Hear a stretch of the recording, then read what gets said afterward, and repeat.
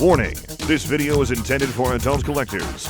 It contains plastic collectibles, questionable opinions, and a reviewer who should have retired by now. You have been warned. This is Random Review. Hello everyone, welcome back to the TJOmega channel for day 910 of the daily content streak, and today we have to review what is probably going to be the hottest toy of the Transformers anniversary. What you see before you is not, in fact, a Generation 1 Optimus Prime. This is the much hyped and much anticipated Missing Link Convoy. This is part of a brand new initiative by Takara to reimagine the original toys, and it looks like they're going to continue it if their teases are to be believed. But for now, we are going to focus simply on this version. We are reviewing the toy-accurate version. There is also an anime-accurate version that excludes the trailer. So we will be looking at that first, and then if you want to just know how the function of the toy is and get a review that applies to both versions, feel free to skip ahead until the gray box is no longer on your screen. But while we need to talk about that gray box, to be honest with you, for the most part, it's the same one that we have always had, which is a little bit disappointing, but also, what more would you actually do with it? That said, there have been some changes. So, just to show off, yes, it is just the classic trailer with the silver and blue stripe that the original toy always had, metallic gray for the plastic of the box itself, dark blue and black on the underside for the under details, and then just the standard stuff on the back, that shallow sculpting for the back door. Nothing too major, nothing too surprising.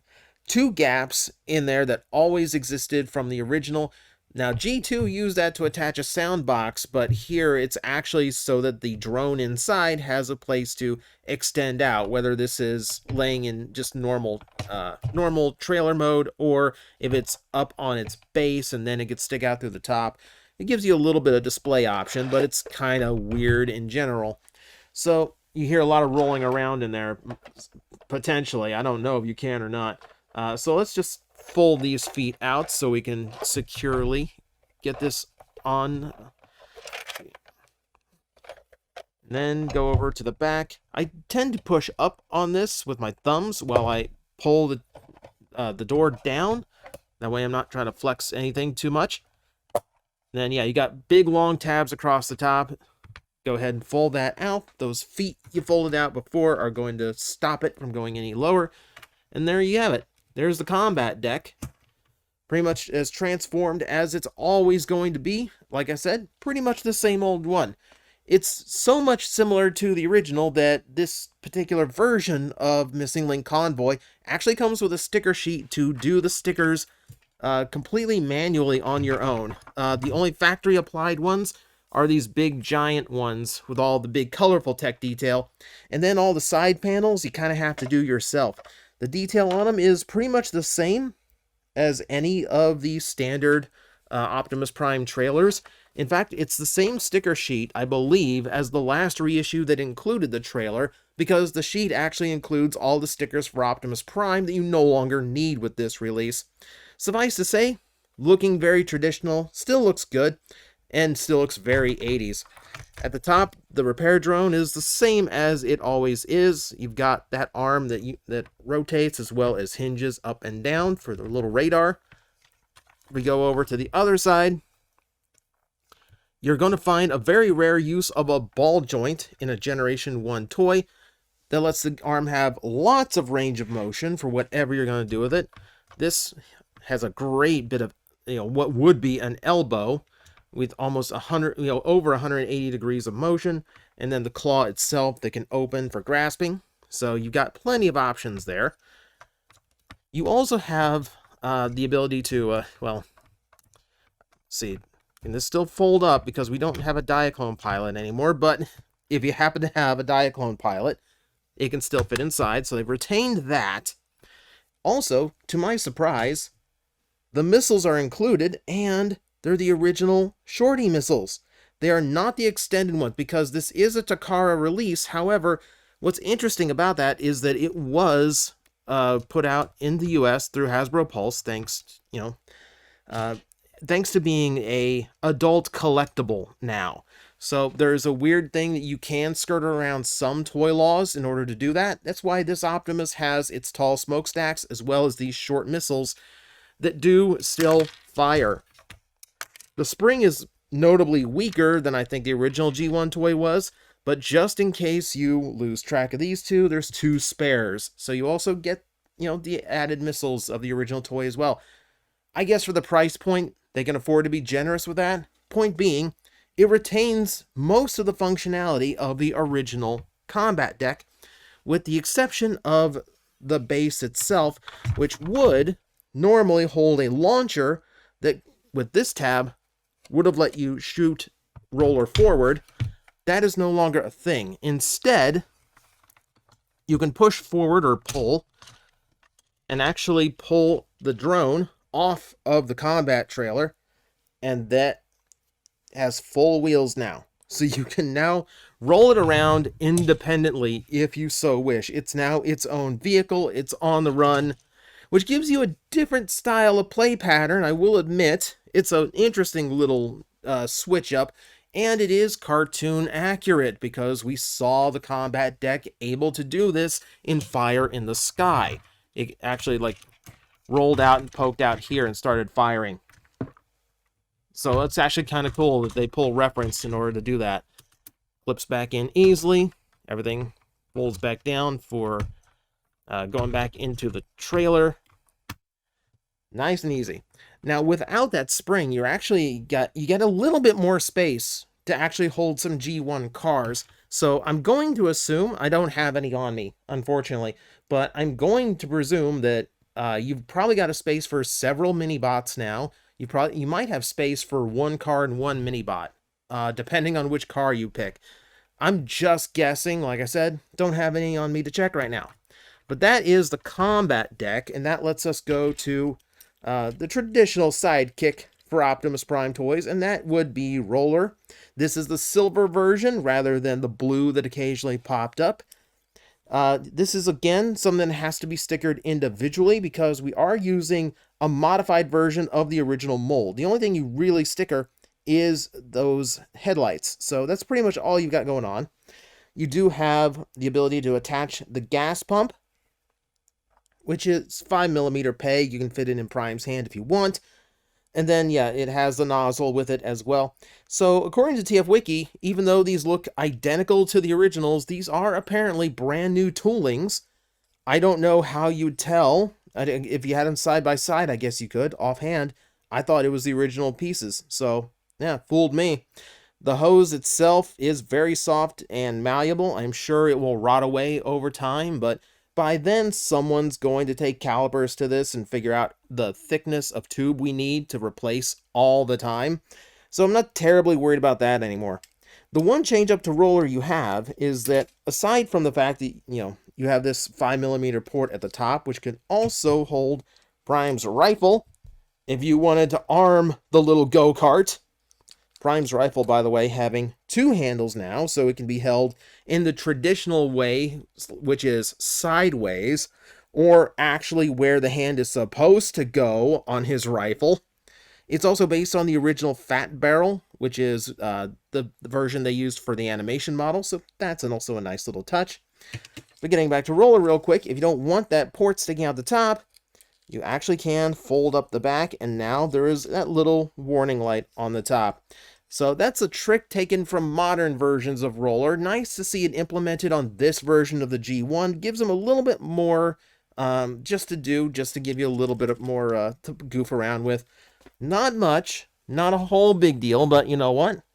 It's nice for them to think about. All right, let's get the star in here. We're going to talk about the actual Convoy portion of this toy. So, to be fair, there's not a whole lot to talk about in the vehicle mode that we haven't had the ability to notice for the last 40 years. It's the classic G1 Optimus Prime boxy truck that that we are all so familiar with at this point. If you look really hard, you're going to notice differences. If the front section Definitely looks different in the headlights because there's no hole in the headlights. Kind of an important detail. Beyond that, yeah, you're going to notice little things. I noticed these little imperfections, as well as the trademark stamp that was not present in the original toy. Things like that might stand out if you're really a stickler for detail, but really, it just looks straight up like the original Optimus Prime. I think they did a fantastic job recreating it. I mean, it's the classic red and blue. Still has the die cast in the feet here and in the chest, so all that feels correct. Rubber wheels, which I will say, obviously rubber wheels are going to roll well, but now because there's so much more engineering going on in this toy, it's actually a little bit harder to get all 6 to touch the ground at the same time. So Prime might be a little bit awkward in the vehicle mode. The only real difference you're really going to notice is the fact that the Autobot symbol is tampographed on rather than stickered. Speaking of the sticker, the rub sign is present. Let's see, how good is it? Because I haven't tested it out, really. Okay, it does take quite a bit of rubbing, and it looks like it fades pretty quick. But the rub sign does work. It might just be because it's cold in the shop today. It's Florida, so we actually do try to keep it a little bit cold. Very hard for the camera to pick up, and you can see how fast it fades. Yeah, I'm going to need warmer hands to really see that. But it's cool that it actually does work. Okay, so vehicle mode exactly the same. Nothing to really talk about that we haven't discussed over the last 40 years other than what little stickering that you would expect is painted. That's silver, all paint. You know, all right. Oh, and a little surprise inside. We'll get to that in a minute. So, let's get this guy transformed. Believe it or not, that's the same too, for at least for the most part. So, I'm going to start by opening up the arms, like so. I'm doing this a little out of order. Really, the legs should come first, but I want to point out something about the legs. So, we'll need to get these out of the way for convenience. So, yeah, arms rotate out and then rotate there, just as always. The hands are now tucked in behind the grill, so they can just fold forward. No more having to keep track of spare hands, which is a fantastic thing to have. Oop, there's ratchet joints in this thing now. At least very audible ratchet joints. Now, let's go to the legs themselves. So, now we split them open and then kind of work them a little bit because we're trying to get them past this little block here in the back. Go rotate those down. Now, as part of the new leg engineering, there are 2 panels that have to open up. They no longer slide across one cylinder. You have to open these 2 panels, which is going to create that gap. And whenever you're posing this thing, please mind the gap, because there's nothing that folds in or anything to support that or fill it in. So anytime you're manipulating the legs, you have to remember they're just mounted to these 2 thin panels. So be careful when you're doing it. Most of the leg articulation, that's not going to give you too much problem, but it's still something to be mindful of if the joints come out a little bit tighter on yours, or if you are doing a lot of extra posing and manipulating with the legs. There's one point in particular we'll have to talk about, but we'll get to that here in a bit. So, let me go ahead and finish up the transformation, which is, no surprise, we fold the feet up, and then flip the head out, just like the traditional. And there you go. So, Missing Link Convoy transforms about 90% like the original, with just a little bit of difference in how the hips arrange, and then, of course, the hands are pre-attached parts. So, that's fun. I mean, it feels like you're playing with the original toy, which is kind of what you want out of a piece like this. So, while we've got it here, before we take it into close, let me actually bring in the original, and I'll bring in my very well-worn Optimus Prime. This is the 1984 release, and you can see they are near identical. There's a little bit of change in proportion. I can notice that the brand new one, the Missing Link, is a little bit taller in the chest, a little bit taller at the head. So it's not a one-to-one recreation. It's very, very close, though. Just in order to, I guess, a little bit of change in order to make sure all the new engineering works, which I think is a perfectly good sacrifice. And really, unless some YouTuber or some influencer on social media were to actually point this out, you likely would have never even noticed that this was a thing. If you just had the missing link Convoy in hand, you just go, wow, it's the original Optimus Prime. Not quite. There are definitely some slight changes and differences, but for the most part, Takara did a fantastic job of re-engineering the original and making it match as closely as they could. So, now we can take a close-up look at this Optimus Prime. You can see him decked out in the traditional bright red and kind of on the dark blue, since we're going for toy accurate. If you like the brighter blue of the cartoon, that's what the anime accurate is for. But we take across the details here, and for the most part, the body is comprised of the vehicle mode, so we don't really need to discuss too many of the sculpted details. However, there are new sculpted details from the original. Starting there with the toes. Yeah, I don't know how to convey this in a two-dimensional camera, but all of the painted details, all the details you see here that were stickers are now painted, and they are on sculpted components. There are no stickers on this toy anymore. Let's see if I can actually show you a little bit of depth. You can get a little bit of the depth in here. I guess especially if I compare it to the original, huh? Yeah, look at the difference there. It looks so much better. It feels very high class, and I don't have to worry about these things decaying or messing up over time. I want to point out the attention to detail here. See the sticker on the left arm? Look in the center of those two blue pipes. You don't see a gold line, but on the right, you do. That's such a small detail to remember, and I'm thrilled that Takara did. So yeah, this just feels great. It looks great. It absolutely just feels like the original Optimus Prime in your hands. And then, of course, there's the big thing about it, which is the level of articulation. They've added just about everything you could hope for. So, the head now swivels 360 degrees. The shoulders have the original motion, of course, but they also raise up at the torso, and they raise up at the shoulder joint itself for any kind of posing that you could want for it. Look at that. Look at this ridiculous level. So universal movement in the shoulders. There is a ratcheted elbow, which is an interesting choice, but the elbow also now rotates. Also rotating are the fists, which you could do because the originals were pegged in, but you couldn't open the fingers on the original. Great addition to have.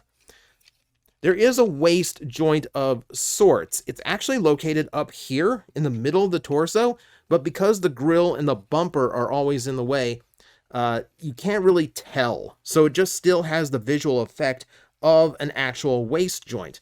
It is very limited because, again, the grill and bumper don't go anywhere, but, you know, it's way better than the original. Guess what else I can do? Ab crunch. There's an actual ab crunch to this toy. Love it. All right, so we got to talk about the hip articulation here. This is where it gets a little bit awkward. So the wheels are on hinges, so you can fold those up in order to get more range of motion. And there is universal range of articulation in the hips. Where it gets dicey is the thigh swivel. These two parts, because they are chromed, they are very tight. Very, very tight. Usually if I tell you to, if you want to like rotate the thighs, I would recommend pushing these panels back together and holding on to them and trying to turn the parts as close to the original point as you can. So you're not creating some fulcrum that's, am I using the right word? You're not going to create a point where they start stripping each other or where you start to like twist the peg. So it's a very tight joint right out of the box. It'll probably loosen up if you're brave enough to keep messing with it. Personally, I try not to use the thigh swivel if I don't have to. But yeah, universal movement in the legs. Ratcheted knee joints, which also has a great range of motion. That's a very deep knee bend. Then you do have, of course, like the traditional like downward motion for Optimus, but you also have a full ankle tilt, and you actually can raise the foot up as well. There's so much motion in this toy, and it feels surreal.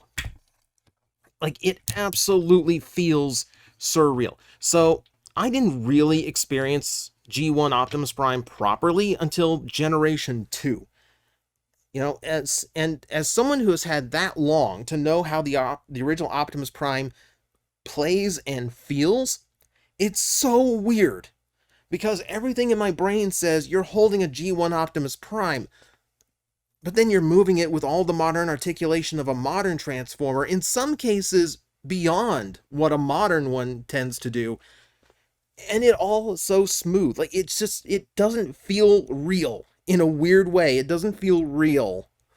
That the toy is like, it's tricking my brain. It's tricking my brain. And it's awesome.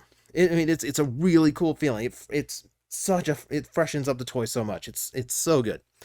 Okay, so as we said, there are weaponry that we can equip here. So his new rifle does look quite nice. I'm glad they went with the thick barrel, because that is much better looking in my opinion. And as you say, we can actually use the original handle location, which would, meaning it kind of goes like that. Let's just never use that point again, shall we? We'll just keep it where his hand is supposed to be. And then we have the Energon axe, which is pretty much a standard addition to any of the reissue G1 Optimus Primes. Glad that they included it here. You open up the bottom of the sphere, just plug it in through the top, close up the sphere. You're ready to take on Megatron at the dam. Man, it's just an incredible job, and just the realization of something I have literally wanted forever. Like, there's times where we describe toys as just the G1 figure, but with more articulation. This is literally what it is, and it feels fantastic. Like, it feels like I finally get to play with these toys from my childhood the way that I always wanted to play with them. I mean, and it's a fantastic feeling. And it's one that I really hope Takara continues with. I'm sure they will, because it seems like this thing is a massive hit for the company. I don't doubt that we're going to get more from this range. So, that said, there is your toy edition, Missing Link, Optimus Prime, an absolutely fantastic package. Absolutely blows me away. Yeah, I mean, I wanted the toy nostalgia to hit me as hard as possible, so I went with this version. But yeah, even if you can just find the cab-only anime version, it's still just a really fun experience and really makes you want more. Which I think any modernization of an action figure should do that. I mean, it really does feel like a great direction to go in. So, if you're on the fence, don't be. This thing is nearly perfect. Oh, and by the way, totally forgot to mention the Matrix is included. Totally forgot to mention the Matrix was included. It does remove. Prime is articulated enough to hold it in both hands. And if you want, you can also take out this silver piece and reveal the original Diaclone seats. So if you are really a stickler for this guy looking authentic, there you go. And then I just caught a whole bunch of people in the comments section thinking that I forgot to finish off the review and talk the rest of the accessories. Haha, gotcha. Point being, this does just about everything you could ever want from a G1 Optimus Prime toy. If you can find it for a reasonable price, don't hesitate, because it looks like this is going to be a hit for a long time. So, now, thank you everyone for watching. I do hope you enjoyed the look at this piece. And as always, I will see you next time.